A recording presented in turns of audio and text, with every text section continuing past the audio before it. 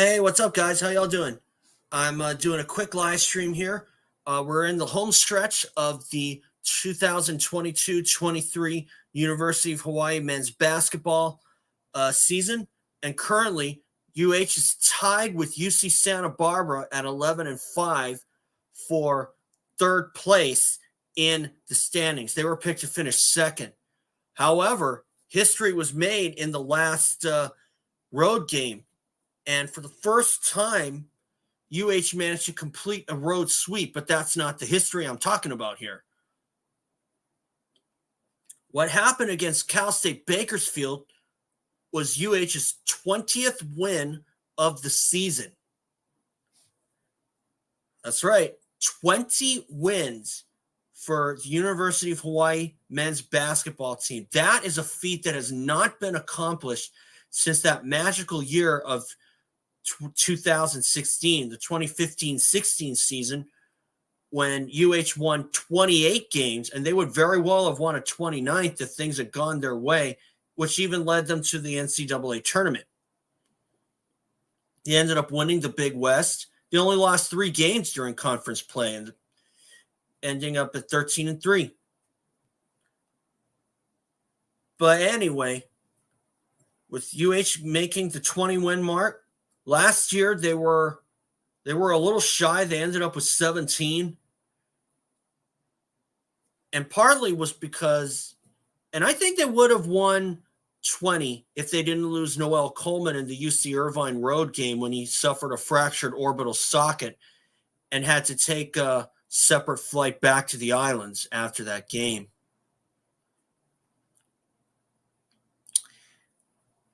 Anyway, we're coming down to the end of the home season, as I said. And fortunately, Noel Coleman will be staying supposedly with the team, the University of Hawaii, for another year. At least I'm very sure he will. But the University of Hawaii is going to bid aloha to 3 seniors, one of which who's been on the sidelines since pretty much day one of his tenure. University of Hawaii is going to be saying aloha to Kahuku Products Samuta Avea and Kamaka Hepa, Kauai boy, who was actually born in Alaska, but did attend the Iolani school or other stuff. But I know his dad was born on Kauai.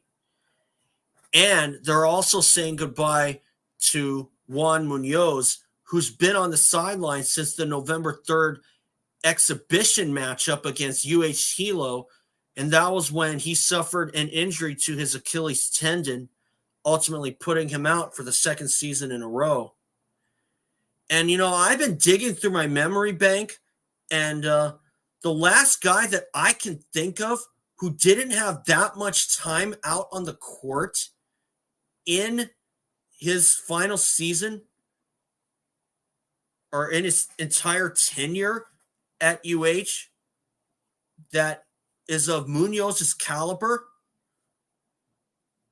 is probably Hiram Thompson from the late 2000s, maybe even 2010, because he was a good player who would put up an Iron Man effort.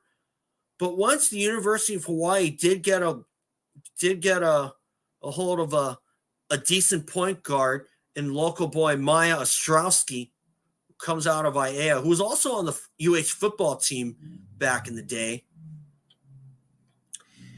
it turned out to be a season where Hiram Thompson was relegated to the bench for the rest of the season. And I've also been digging through my memory, and there was another player that's actually a little more recent.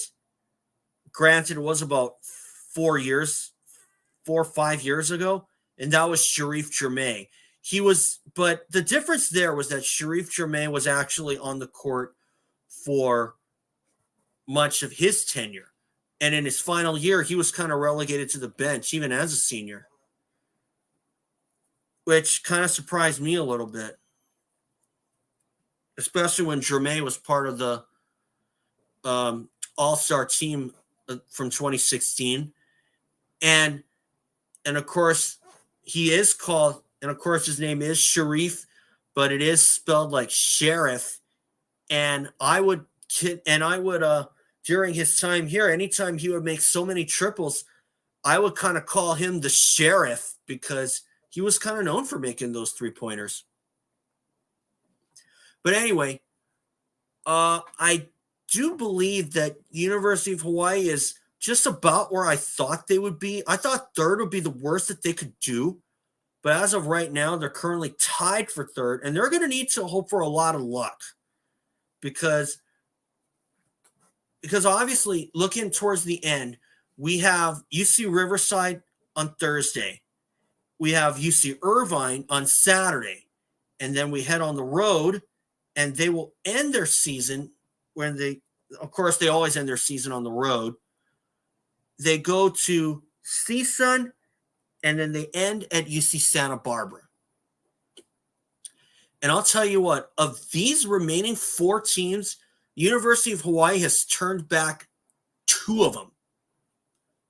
UC Riverside and CSUN.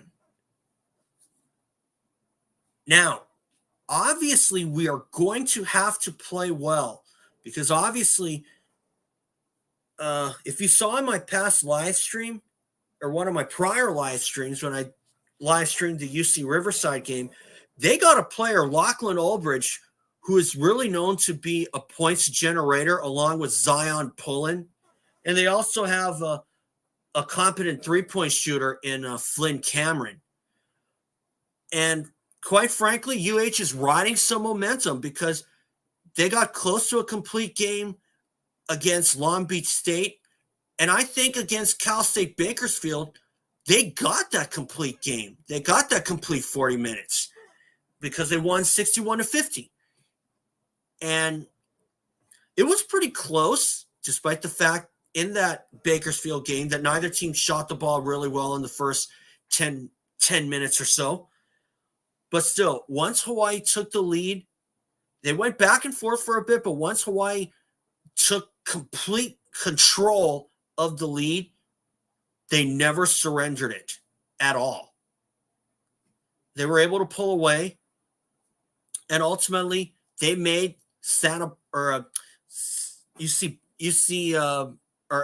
Bakersfield say uncle. And quite frankly, I thought they got a complete 40 minutes against Riverside last month at their place. Not going to lie, because in the Riverside game, they got a good start. I did not see a significant scoring drought, just like against Cal State Bakersfield and against Long Beach State. Because all year long, the story has been they either start out well or then fall victim to a cold streak or start out slow and have to play catch-up. And then the University of Hawaii would have to, and then it would either end with a win by the skin of their teeth or convincingly, or it would end in tragedy. And that's what happened against UC Santa Barbara. It ended in tragedy off an Ajay Mitchell layup with something like 5 seconds left. And I think UH would have won that one if they didn't have a bad first half. It's always kind of been a Jekyll and Hyde thing. I do think that UH is short a couple of wins because Cal State Fullerton swept them. We lost in overtime at their place, but that was a messy game. But that road game at Fullerton was a very, very messy game because 2 guys fouled out and the rest of the team was in foul trouble, and Coach Aran Ganat had to turn to the reserves. But fortunately, we were able to even take the lead and even send it to overtime. And unfortunately, when Cal State Fullerton came here, I was expecting them to get revenge. But unfortunately, UH had a stinker first half. They started out strong with a couple of triples, And then after that, they only made 2 baskets after that. And then they came back after being down 18 to almost come through with the win. And they had 3 chances in the final 5 seconds off a layup from McClanahan, which was no good. A tip from Hepa was no good. And a final shot from Avea was no good as well. And like I said in a past video, Fullerton won it. Props to them, but they did not deserve it at all. Because I do believe that the refs are being way too lenient. Or way too lenient and slightly incompetent.